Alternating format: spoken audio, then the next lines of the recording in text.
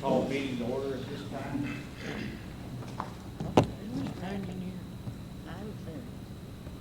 Roll call. Roll call. This action is taken by calling each board member's name with the board member entering present. Mr. Murray. Mr. Selby. Present. Ms. Wilson. Present. Mrs. Higginbotham. Present. Mr. Kazoo. Yeah, present. All board members present. Next item is adoption of the agenda. Of course, this is a special call meeting. Can't add anything to the agenda, but I don't have anything to recommend to strike either, so I recommend the agenda be approved as presented. I'll make a, go ahead.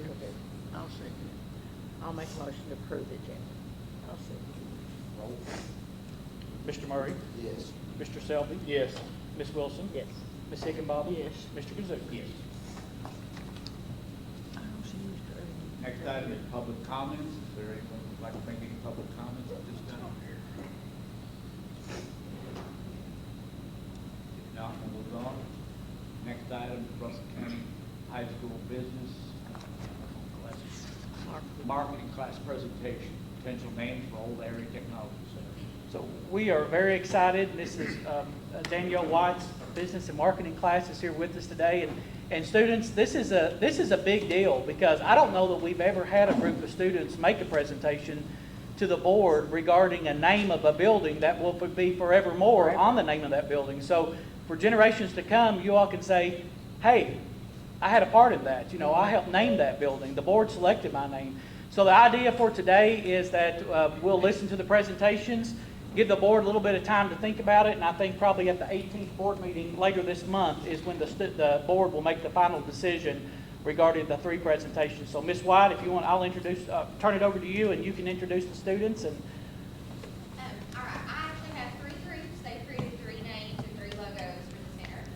They actually have presentations about themselves, kind of introductions built in. okay, good, all right. So whenever you're ready, we've got a little order. They were just eager to go first. Are you ready for the first? We're ready. All Yeah. right. We're born ready. How many's in it? I know we have three groups. Three groups of There's three, 9 maybe. kiddos, yeah. 9. 3 and 3s and 3. Boy loves to read. That's Mr. Ford. Oh, is Oh, is he? football? Yeah, Oh. cheerleader. Oh, he cheerleads. He also stole one of John's glasses off in the old building, wore and took them out over there.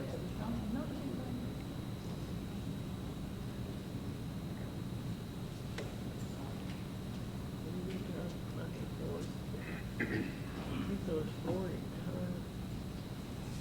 So our name is the Russell Academic and Athletic Center at Complex. So I am Olivia Thomas. I'm 18 years old and I'm a senior at Russell County High School. I'm on the dance team, the high school dance team, and I help with the middle school dance team. I am involved in the DECA Club and the Educators Rising Club. I am also an employee at BND. After high school, I plan to go to Lindsey Wilson College and to major in elementary education. I'm Nick Ford. I'm 18. I'm a senior at Russell County High School. I'm part of the football team and the cheer team. I want to play college football and major in exercise science to hopefully become a physical therapist.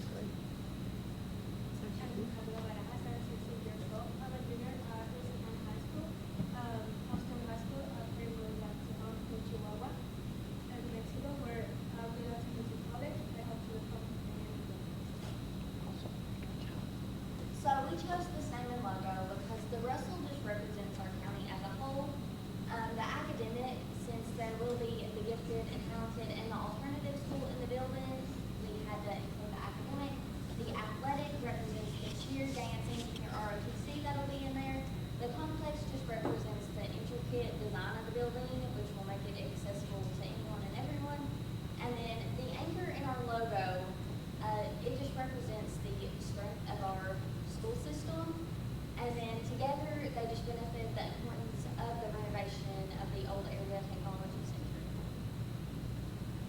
design should be chosen because design is a timeless classic. It'll not only go out of style, and it'll represent the future of Russell County academic and athletic achievements. We know that the original Street Center will benefit future students like allowing to opportunity for many different groups to be able to study or practice on campus. It will be allow for sport teams to be able to have a place to practice whenever it's needed. It will also allow for the academic groups to have a place to study. So thank you for considering our nickname as the RAC. Is there any questions that you all have for us? That's a really cool logo. That is Very nice. well. Very cool. So just so the board knows, I'd met Ms. White, it's been what, 2 or 3 weeks ago since I met with you all. We went over the plans for the building, talked about everything that's going to be out, and then we went for a tour. And we went through a tour of the old building and showed them like where each space was going to be. They had good questions, and it was a very enjoyable day. I like that logo too. I like the anchor. Well, I know all 3 designs, but I didn't give that to the board members so they could hear all that. I know the names. I don't see the design. So awesome. Great job. Thank you. Great job. Thank you for considering.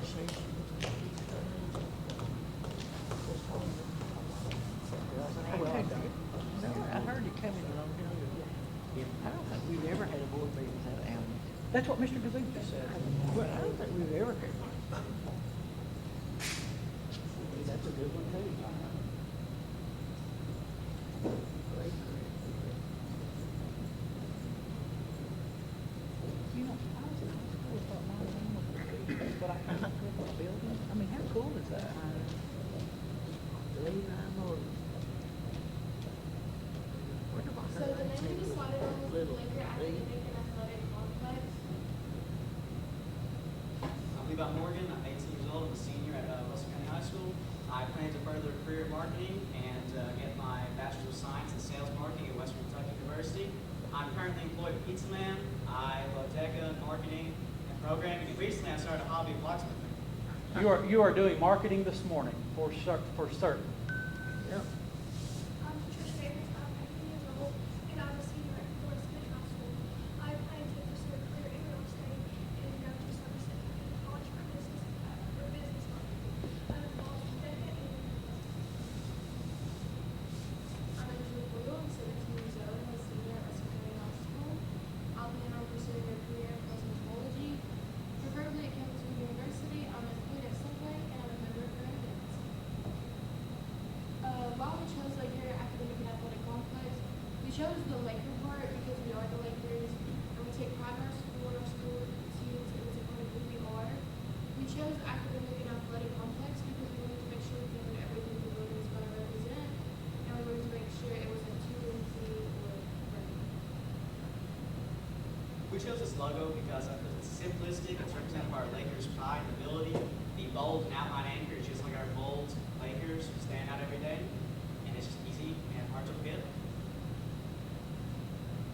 We feel that the renovation will benefit students and staff because there will be more space for all the students, and it'll be a better space, and it'll be a bigger space for dance and cheer.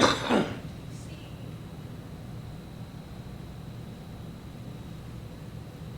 We're gonna do good. I think they're going to make this hard on you all. I think they Yeah. already have. Great job.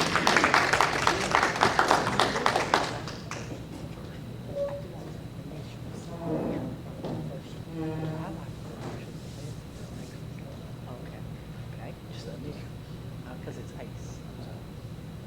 ACE. Oh, yeah. Well, I like that too. They just really did an outstanding job. They did. Well, you know, a lot better than I would have. Oh, I can't think about that at all. Whoa, they're stepping it up a notch. good morning, everybody. We decided on the name Anchor Center of Excellence, aka ACE. My name is JC Flatt. I'm 17 and I'm a senior at RCHS. I plan to attend the University of Kentucky next year and go to job is to be a juvenile diabetes educator because I've been a diabetic since I was 11 years old. My name is William Troutman. I'm 17 years old and a senior here at Russell County. After high school, I plan on playing collegiate golf and majoring in chemistry to further my career and go into pharmacy. My name is Autumn Humphrey. I'm 17 and a senior. I'm on the bowling team and I also plan to go to the Superintendent College in either business administration or business management.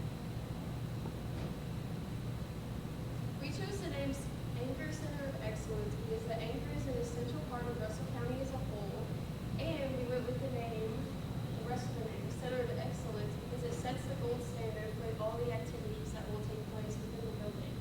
Serving as a symbol of excellence, it will guide endeavors contributing significantly to the community's overall goals.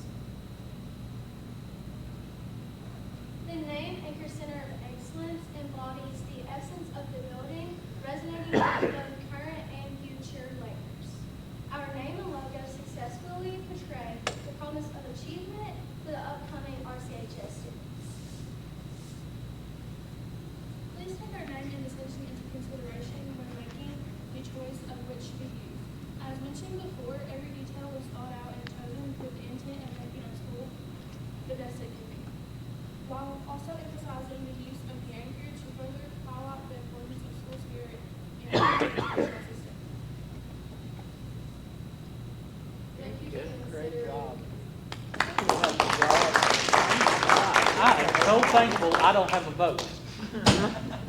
Y'all did great. That is outstanding, Ms. White. That was just wonderful.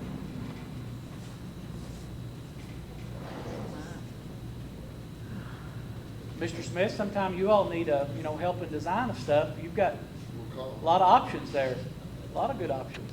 Probably be the ultimate name. I'll have to work with Mr. Smith on the getting that put on the building. Yeah. Yeah. Next So- item. So I knew you all would probably want some time. Like I said, we can formally, you all can formally vote on that at the December 18th board meeting, give you some time to think about it. Thank you all. Appreciate that. Very good. They're welcome to stay, or you can take them back. Thank you all. Thank you. Yeah, thank you. Chris. Thank you. Yeah. That's okay.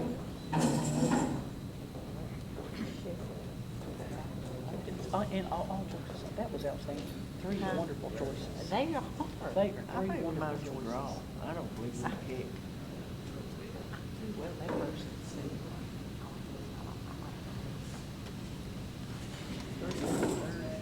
Oh, first, yeah, first. It is. Next item on the agenda, proposal request number 13, Russell County School Athletic Facility Upgrades and Practice Field. So I know you all have your staff note. We'll have an awesome turf field, but we obviously, between middle school football, high school football, and then scheduling with soccer and band, we still need a practice field, which in the past there were practice fields out there. And we knew this all along, we just didn't know, we want to be conservative on how the contingency funds were going, and we're good there, and we can, our contingency funds can certainly handle this. The proposed amount is $116,189.80, and Mr. Smith will detail where this is going to be at, and the location and the details surrounding it. The next item, just to get ahead, if you all approve this, then we do need to talk about, obviously, number 8. If this is not approved, then probably need to hold off on number 8 because of the tree removal. It wouldn't necessarily be necessary. This is, you're going to talk about the vicinity where it's at and everything, or Doug? Okay.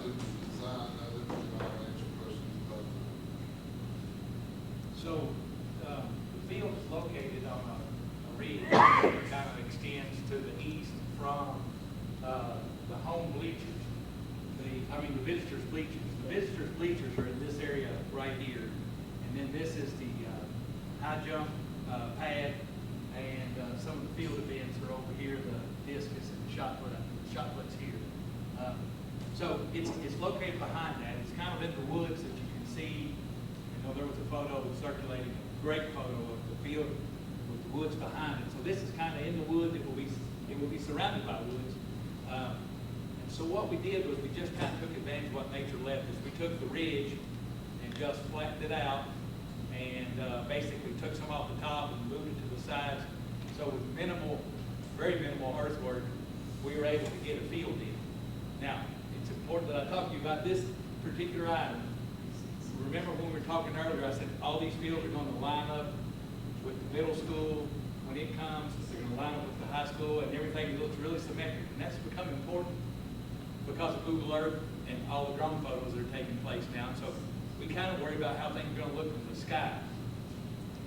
This does not line up with everything because the ridge did not line up. So we looked at, well, let's go ahead and square it up.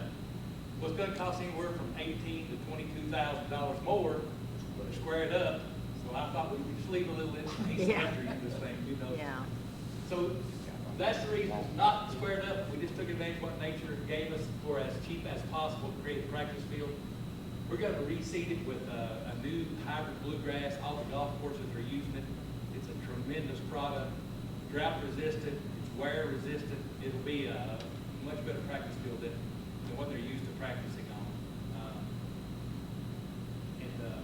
And that's kind of it. That's kind of my spiel. Is we've taken advantage of what we had to work with. We've gotten it in as absolutely cheap as possible. Surrounded by woods, won't detract from the look of your current stadium. So I think it's a good buy. And it's a full length football field. Yeah, it's full Football field. So they can practice on grass Yeah. and turf with the other one? Yes, ma'am.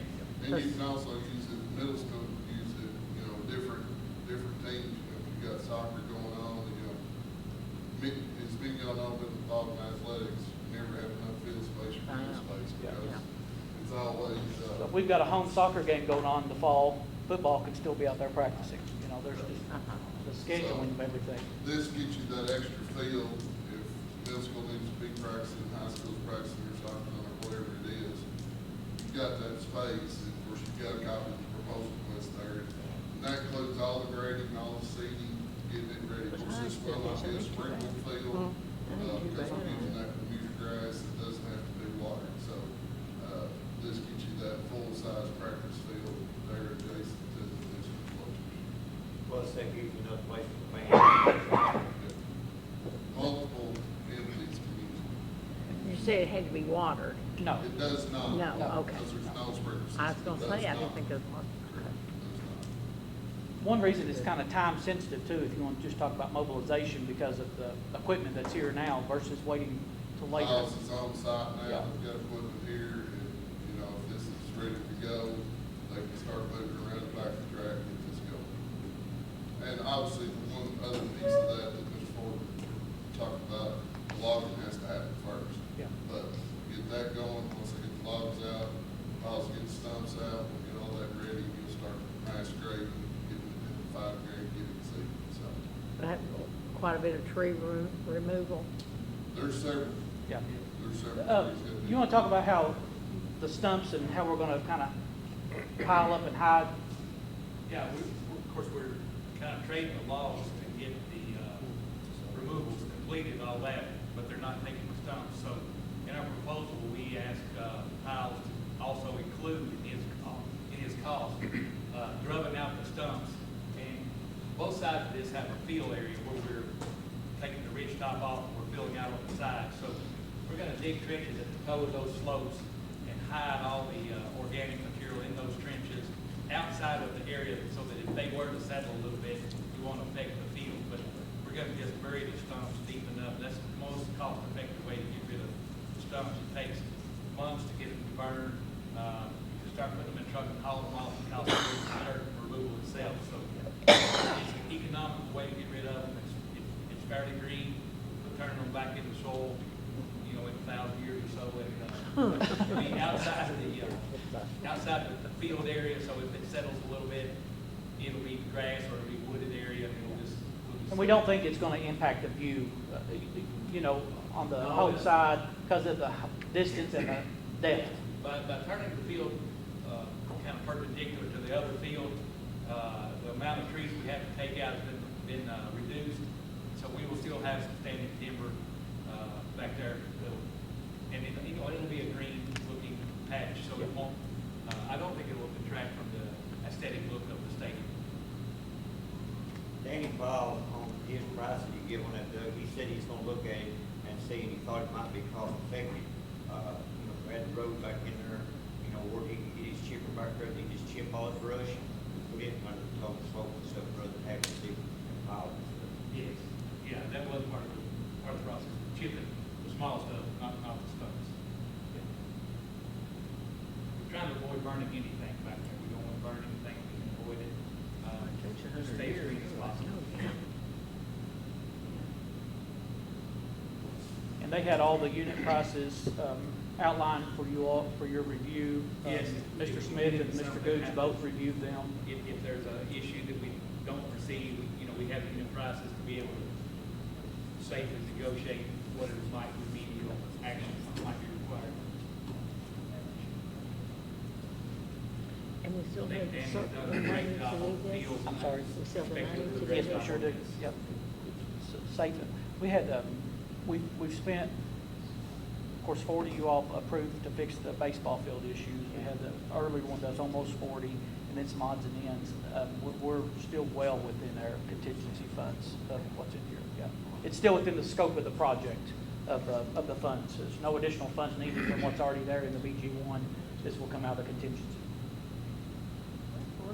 And actually, we even have some more things now that the project is in the final phases that we'll be bringing to you all to consider, because we've still got good contingency fund left. Okay. No lighting, correct, on the practice field? No light.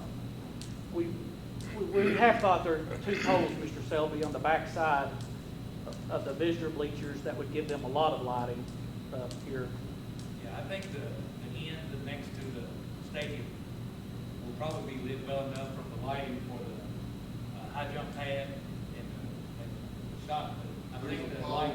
there's a pole right Yeah. there, there's also another pole right here, there's 2 poles on that side. Both of them have a rear facing lamp, so there will be, it wouldn't be game ready lighting, but I think if you have some last minute preparation you need to do, you can come down this end of the field and it's probably lit pretty well. It would just be used for practice. It wouldn't be used like for games, would it? Right. I can see Little League football playing a game there if they need to, or some During the day. local soccer club might play a game there, but, it wouldn't be a school sponsored game.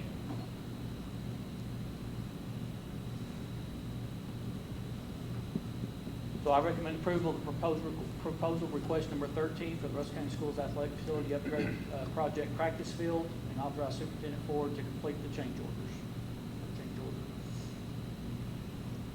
I'll make that motion. Is there a second? I'll second it. Mr. Murray,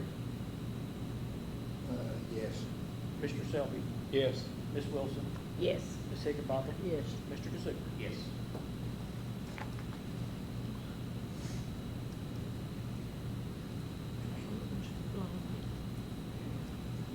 Next item on the agenda is I see that man has a break because they're going back this year. So with the approval of the previous agenda item regarding the practice field area, we have received a proposal from Burton's Logging, some of the same family that worked on the area out there in the track to begin with. A great percentage, they're looking at taking out the logs for the area that will be constructed for the practice field versus having to bulldoze them over and get something out. There's some really good logs out there on a 50-50 percentage. The company's insured. As they get back in there, they may, if you all approve this, they may want to come back and you all consider some other logging done out there, as so long as it does. I don't want to disrupt that view sitting there on the home bleacher side and having that nice tree line. But he said so far deep in there's a lot of good logs that he'd like to have that conversation. If you all approve this after this other area is done, that he may come back and talk to you all some more about some additional logs. But this will have some funds for the school board versus it just being bulldozed over and piled up as part of the excavation. It's on a 50-50 percentage, which is good for logging, very much so. Well, I recommend the proposal by Burton's Logging be accepted as presented. That's a hard job. And they're ready to start just real soon to keep this moving, because we want to get them in there so piles can come in right behind them. Is there a motion? I'll make a motion. Okay. Mr. Murray? Yes. Mr. Selby? Yes. Ms. Wilson? Yes. Ms. Higginbotham? Yes. Mr. Kazook? Yes. For you log books in the way they're coming, probably the reason they're reading. Yeah. The next item on the agenda is memorandum of agreement, Newton's Act. Okay, so this is really neat. Ms. Rita, you can talk to this if you Yes. want to. If we owe it to Carol Ackerman, I want to give credit where it's due. She applied for this grant, and she was, I think, Russell County High School mechanical engineer was one of 7 or 8, I think it was 8, to receive this. So actually, Mr. Ford and I, it was last Monday, we tried to get it, or one day last week, get it on the agenda. But very little cost to us. This company, I think, is out of Lexington. I looked it up. They are. And I read the contract and everything, and they're going to give us, let us use 3 robots for $30,000. So what in turn that we have to do is pay for 4 to 5 trips to this robotic events. So very little cost. That doesn't, I don't know, transportation is expensive, but we should have that in our LAVEC money or our Perkins money to help pull that off. And other than that, they're providing everything. And then if next year, if we don't do it, they would just come and they would pick up the robots. So it's not, they're not ours until the end of 3 years, but, hopefully with her involved and they'll keep them well and all that. So a minimum cost, that's hardly nothing to have 4 or 5 just field trips to compete in these events. And so she just got a grant and got chosen, so we were really proud of that. I agree with Ms. Rita, give credit where credit's due, and Mrs. Ackerman's always working on things like this and being proactive, so I appreciate her reaching out and securing this. And I agree with Ms. Bulls too. It's the return on investment's great here. We pay for some field trips and they get $30,000 worth of robots. Right. And then to participate in a applicable to their curriculum Yes. event anyway, it all ties together. So I recommend approval of the memorandum of agreement with Newton's Attic be approved as presented. Is there a motion? Make the motion. Is there a second? I'll second. Mr. Murray? Yes. Mr. Selby? Yes. Ms. Wilson? Yes. Ms. Higginbotham? Yes. Mr. Kazook? Mr. Ackerman, I didn't think you'd care that we put Ms. Ackerman before you. No, I just like to second publicly that I think she's pretty amazing. Put it on the record. That's right. Be sure she gets a copy. She can watch it on YouTube, you saying that. Yeah. You don't want to have to eat your hand as long as it is. All right, so as part of our extension for our CSIP, our school CSIP is for the middle school, the targeted school improvement for our special education population, or what they call and consider TSI. So I just want to review that with you guys this morning. There's basically 4 areas with a 5th area just pretty much just being fidelity to be sure we're doing things the right way for compliance. But the first one that's listed on there, you guys have a copy for it, leadership development. So the state wants to know what will the school do to help with leadership development within the school. You can see the things listed there, the Kagan training strategies, the seminar, the structures that take place in the classroom through Kagan. All of our principals have gone through NISL, which is that National Institute for School Leadership. I won't read all of those there to you, but in addition to that is also co-teaching. And what I feel like is one of the most valuable things that we do is the help and support we get from the Board of Education, where we meet really in many cases more than weekly to talk about the student data, individual students, how they're growing, how they're progressing, and then thinking and looking ahead always, what can we do better in the classroom? How can we tweak and adjust our schedule to help better meet the needs of the students? So really for this part of here, this first part, the most critical for me, other than just going to trainings, it's really those weekly conversations that we're having at the school level, and then also as the district comes in to help us as well. The next one identified there, and let me just say too, please, if you have questions about something, if you see an acronym or a name of something that you're not really sure what that is, please stop me and I'll explain it. The next part is just that we look at our resources, specifically people, time, and funding, and how we review that process to be sure we're getting the most bang for the buck with those resources. One way we do that is by looking through the key core work processes.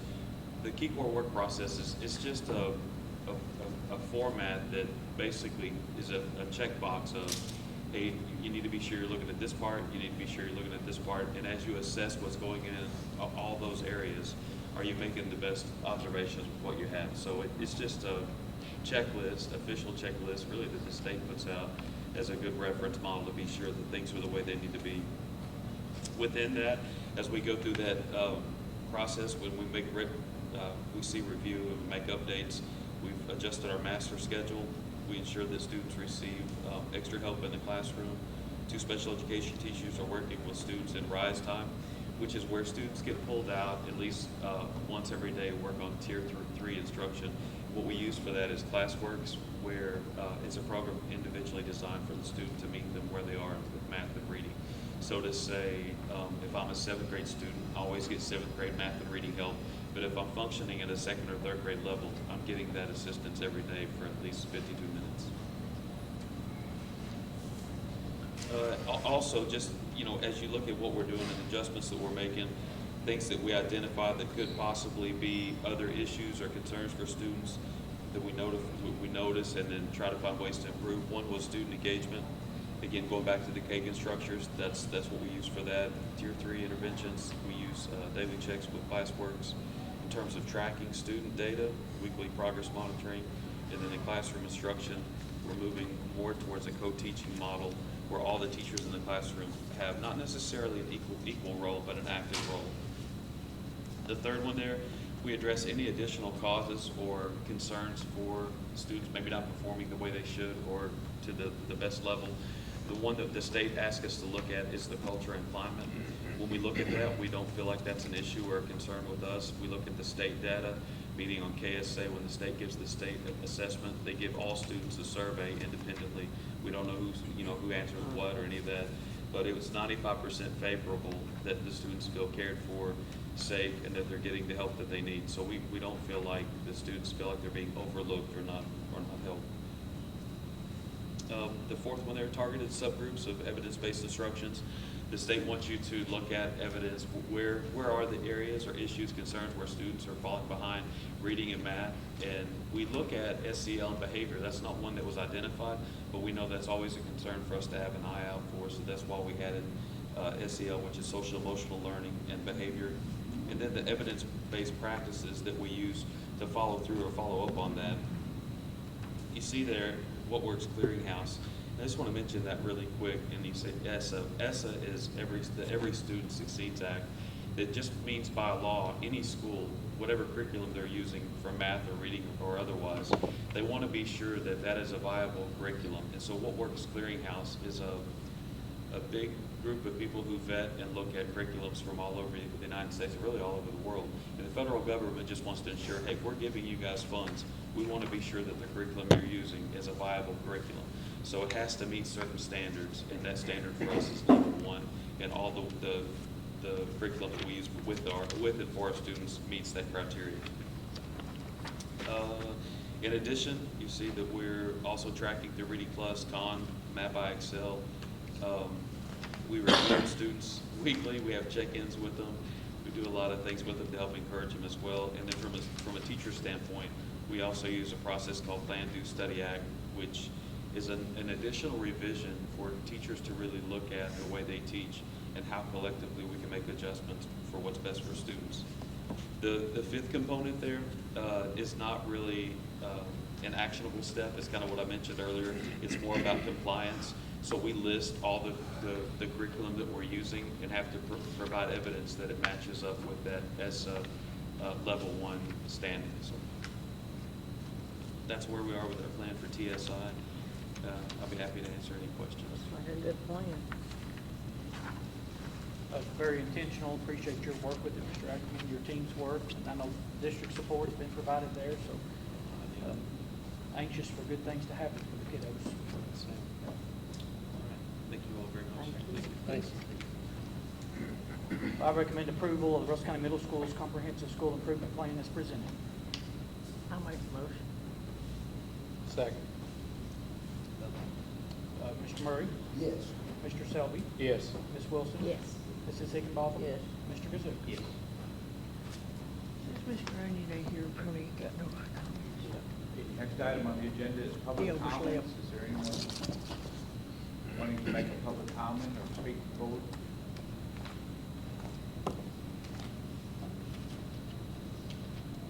Make a motion, we adjourn. Is there a second?